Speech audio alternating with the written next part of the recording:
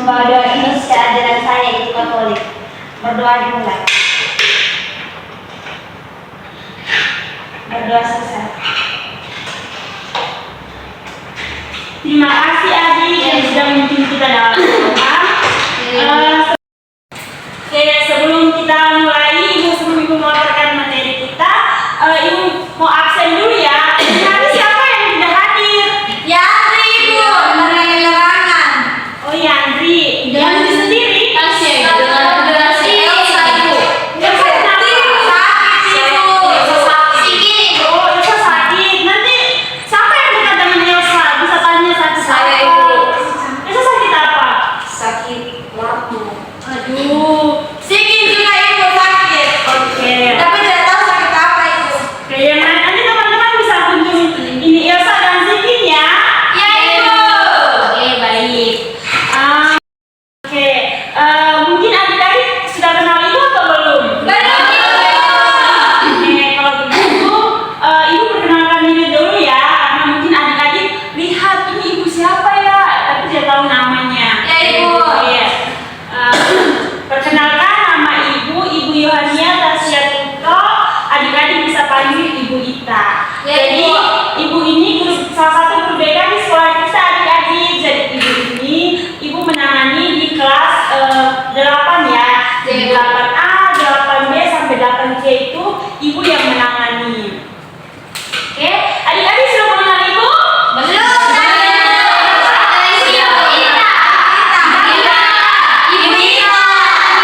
Baik, benar sekali. Adik sudah cantik. Oke, nanti saya ingin bertanya kegiatan kita, mungkin kita akan saling berkenalan ya. Iya ibu. Iya ibu. Mungkin adik-adik bertanya-tanya, ini Ibu Ita ke ruangan ke kelas kita ini untuk apa? Mungkin adik-adik merasa penasaran atau? Iya ibu. Oke, jadi Ibu di sini akan melakukan layanan bimbingan klasikal. Jadi layanan bimbingan klasikal ini merupakan salah satu layanan dalam bimbingan konseling. Jadi di sini Ibu akan memberikan informasi nih mengenai topik kita, yaitu meningkatkan kepercayaan diri. Oke, semangat tidak nih? Semangat. Tapi masalahnya adik yang baju putih ini lemah sekali. Ada apa lagi? Oke, kalau begitu kita goyang-goyang nyanyi ya. Oke ibu. Berdiri ibu. Ya, kita berdiri dulu. Ibu saya di kamar mandi. Oke.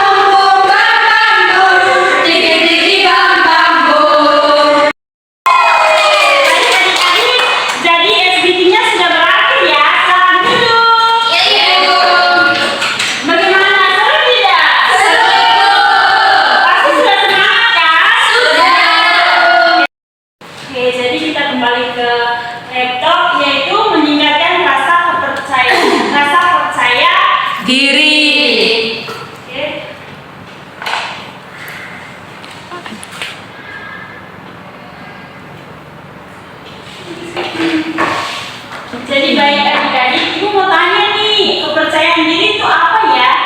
Ada yang tahu?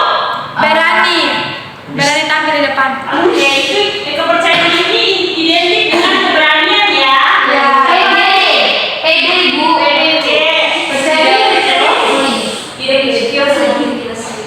Karena begitu. jadi kita lihat bersama ya adik-adik. Apa itu? Sahabat ini info juga. Oke, kemudian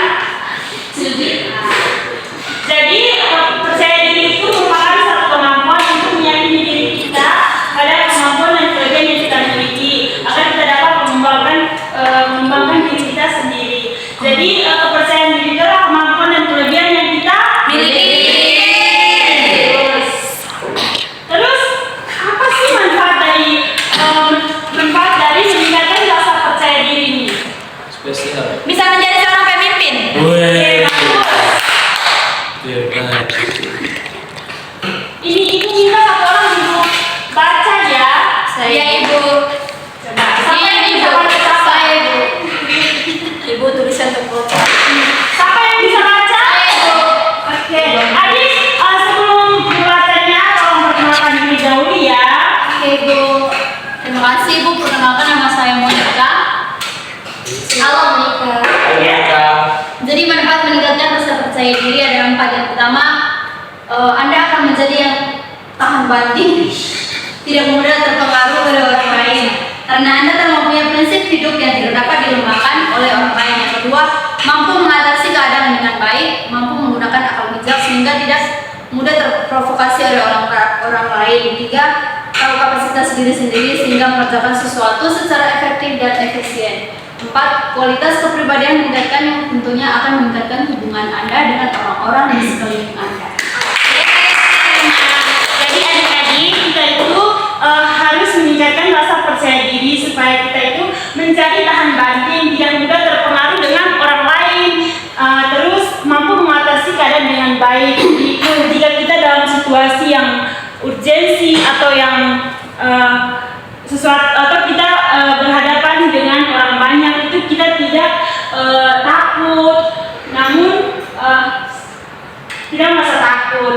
Terus kita tahu kapasitas diri kita itu seperti apa dan kualitas kepribadian kita. Ini mau tanya, jadi di adik-adik ini apakah adik-adik sudah merasa percaya diri belum kalau saat berbicara, saat dalam kelas? Belum. Jadi adik-adik mungkin di dalam kelas masih takut ya untuk berbicara di depan kelas.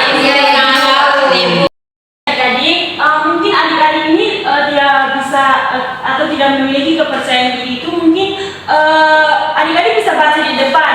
Mungkin karena penyebabnya ini kurang mengenal diri dengan baik, atau adik-adik mungkin kalau tidak merasa percaya diri itu kan sudah berpikir yang tidak baik, kecemasan. Dia tidak bisa membangun kepercayaan diri sebelum berhasil mengatasi kecemasan. Jadi kunci sukses dapat membangun rasa percaya diri sebelum berhasil mengatasi kecemasan kita. Jadi kurangnya wawasan kita perlu membekali diri dengan berbagai ilmu Pengetahuan. Oke, baik adik-adik. Dari kan tadi ada beberapa orang ya yang tidak mempunyai rasa kepercayaan diri nih. Nanti adik-adik bisa baca di depan ini. Ini ada 3, ibu bagikan 3 tips ya. Yang pertama itu duduk selalu di barisan yang paling depan dimanapun Anda berada. Terus yang kedua, biasakan mengadakan kontak mata. Bagaimana seseorang menggunakan matanya memberitahukan kita banyak hal tentang orang itu. Terus ketiga, kita bisa praktekkan untuk berbicara di depan cermin. Jadi mungkin di dalam kelas itu adik-adik bisa duduk di bangku yang paling depan supaya bisa melakukan kontak mata dengan guru ataupun dengan teman di sekitarnya, sehingga adik-adik itu bisa percaya diri, tahu kelebihan adik-adik itu seperti apa, supaya adik-adik itu saat berbicara tidak merasa gugup atau takut. Terus kalau ketika adik-adik nih ada tugas dari ibu kayak untuk presentasi, mungkin di rumah adik-adik bisa praktek untuk mempresentasikan di depan cermin, berlatih berbicara. Adik-adik itu tidak perlu takut, anggap saja ketika adik-adik di kumpulan orang banyak atau di satu organisasi ataupun di di dalam kelas itu, ketika adik-adik mau menyampaikan pendapat, adik-adik anggap saja bahwa teman-teman di sekitar adik-adik itu adalah benda mati ataupun iya, supaya adik-adik tidak punya kecemasan nih, tidak punya Tapi tidak terlihat begitu kayak misalnya. Adik-adik bisa menganggap mereka itu benda mati supaya ketika adik-adik berbicara itu adik-adik tidak punya pikiran bahwa ketika Lisa akan berbicara ini nanti si teman ini akan tertawakan saya, kan itu kecemasan terlebih dahulu itu tidak baik adik, nanti itu kan tidak akan meningkatkan kepercayaan diri adik-adik. Jadi ini materi layanan informasi yang bisa ibu yang bisa ibu bagikan di adik-adik. Jadi ibu ada satu contoh kasus nih, adik-adik mau membahas tidak? Mau Ibu. Adik-adik agar lebih memperdalam materi kita hari ini, ibu akan membagi kelompok ya, antara kelompok 1 di tangan kanan ibu dan kelompok 2 di tangan kiri. Jadi adik-adik akan membahas kasus yang sudah ibu dapatkan kepada ibu, ada menyiapkan kasusnya. Setelah adik-adik berdiskusi bersama, adik-adik bisa menjawab nih dari 3 pertanyaan itu. Nanti satu orang untuk mewakili teman-teman untuk mempresentasikan ya. Ya Ibu. Oke. Ibu berikan waktu berapa menit nih? 10 5 ya. Oke. Waktu dimulai dari sekarang.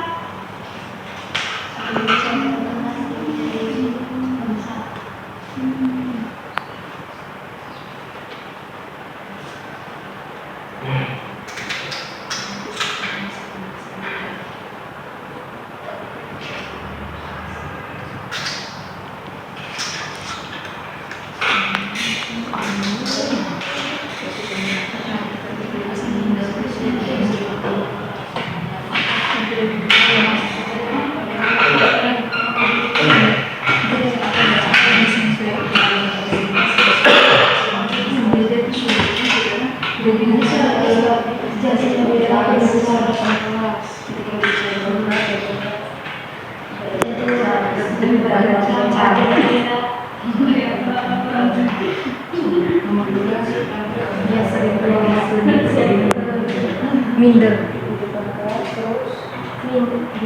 Nomor 2 minder.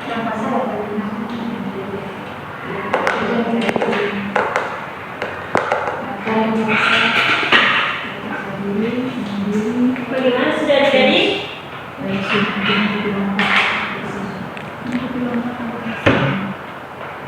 Sudah? Ya. Gimana Bu? Lagi 1 menit ya adik-adik? Ibu. Ya Ibu. Ini biar jelas sendiri.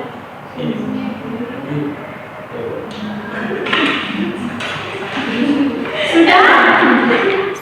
Iya Bu. Sudah Ibu. Oke, baik adik-adik, apakah sudah masalahnya? Sudah Ibu. Jadi kelompok mana nih yang presentasikan? Kami Ibu. Satu Ibu. Kelompok 2 ya? Saya Ibu. Oke, siapa yang presentasi? Saya Ibu. Siti. Perkenalkan Ibu, nama saya Cindy. Jadi untuk diskusi kali ini, untuk pertanyaan pertama dari kasus tersebut, hal apa yang dialami oleh Dina sehingga sulit untuk berinteraksi dengan teman kelasnya. Jadi hal yang Dina alami itu, dia itu takut berbicara di depan kelas. Saat berbicara di depan kelas itu jantungnya berdegup kencang dan wajahnya itu memerah. Lalu dampak yang dialami oleh Dina itu, dia suka menyendiri. Terus dia juga tidak percaya diri dengan dirinya sendiri seperti itu. Jadi dia sulit untuk mengikuti lomba atau kompetisi padahal ia memiliki potensi yang besar. Terus yang untuk solusinya itu mungkin sebelum Dina presentasi atau berbicara depan kelas itu, dia mungkin bisa berlatih terlebih dahulu di depan cermin untuk kata-katanya, untuk gerak-geriknya. Lalu sebelum presentasi itu dia tarik nafas sehingga dia bisa mengurangi rasa gugup. Tepuk tangan dulu buat kelompok 4. Oke, yang berikutnya kelompok 1. Baik Ibu, terima kasih atas kesempatan saya mewakili kelompok 1. Di sini menjawab dari pertanyaan nomor 1, kasus tersebut dalam ordinasi sehingga sulit untuk berinteraksi adalah yang pertama karena tidak didengarkan di kelas Ibu. Teman-teman sering mengabaikan suara dari Dina di saat dia menyampaikan pendapat. Dari situ dampak yang dialami oleh Dina adalah mungkin di kasus itu dia tidak percaya diri, terus di saat presentasi juga dia kadang-kadang gugup, terus wajahnya merah, terus dampaknya juga dia merasa minder, terus dari hal yang tidak didengarkan oleh teman-temannya dia juga sulit untuk mengikuti lomba atau kompetisi gitu. Jadi solusi yang tepat untuk kasus tersebut mungkin kalau misalkan saya sebagai Dina mungkin saya akan konsultasi dengan guru BK untuk mencari tahu untuk mencari solusi agar saya bisa lebih percaya diri lagi di depan kelas. Dan juga kalau saya sebagai Dina mungkin saya seperti yang dari Ibu katakan mungkin mengambil tempat duduknya lebih depan agar dari rasa kepercayaan diri yang kurang mungkin lebih percaya diri. Oke, baik, tepuk tangan dulu ya buat kalian. Jadi bagus nih jawaban dari kelompok 1 dan kelompok 2 itu benar sekali. Jadi adik-adik dari kasus Dina ini kan adik-adik sudah menguraikan nih. Jadi mungkin hal ini mungkin sesuai pengalaman adik-adik juga kan. Jadi dari situ mungkin adik-adik kan sudah memberikan solusi saat presentasi adik-adik harus berlatih berbicara terlebih dahulu sehingga tidak merasa takut atau gugup saat berbicara. Dan tadi dari kelompok 1 juga menyampaikan nih bahwa solusi yang tepat itu bisa berkonsultasi dengan guru BK. Jadi di sini ibu mau memberitahukan nih ibu akan selalu membantu adik-adik di ruangan BK. Nanti kalau adik-adik membutuhkan bantuan, adik-adik bisa bertemu ibu langsung di ruangan BK ya. Iya, Ibu. Oke. Sebelum kita mengakhiri kegiatan kita hari ini, ibu minta dulu pendapat kalian selama ibu masuk di dalam kelas ini. Terus adik-adik merasa kesan apa yang adik-adik rasakan selama mengikuti layanan hari ini? Siapa yang bisa mewakili teman-teman di sini? Saya, Ibu. Oke, kalau begitu Mungkin kesan saya terhadap Ibu saat memberikan layanan di kelas kami, mungkin sebelumnya jujur saya merasa gugup saat Ibu datang. Kami kira saya pribadi kira kelas kami ini ada melakukan kesalahan Ibu. Terus tetapi saat Ibu memberitahu datang lalu memberikan layanan informasi berkaitan dengan kepercayaan diri, di situ saya sadar bahwa kepercayaan diri itu sangat penting untuk diri saya sendiri Ibu, supaya saya bisa berkompetisi atau mengikuti lomba-lomba yang ada di sekolah ini dengan baik. oke, baik. Jadi tepuk tangan dulu buat ibu. Jadi ibu sangat berterima kasih juga ya kepada adik-adik yang sudah berpartisipasi aktif nih dalam kegiatan layanan ibu hari ini. Jadi adik-adik mungkin sebelum ibu keluar, ibu akan membagikan adik-adik lembar evaluasi hasil ya. Adik-adik bisa menilai atau adik-adik bisa mengisi nih hal apa yang adik-adik dapat dari kegiatan kita hari ini. Oke, Kak Ofer ya. Nanti ini untuk teman.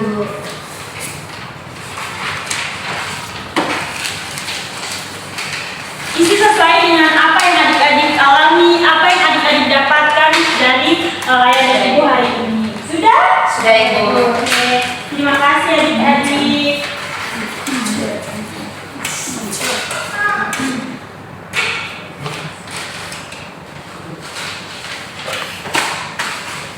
Oke, baik. Jadi adik-adik mungkin pertemuan kita sampai di sini dulu.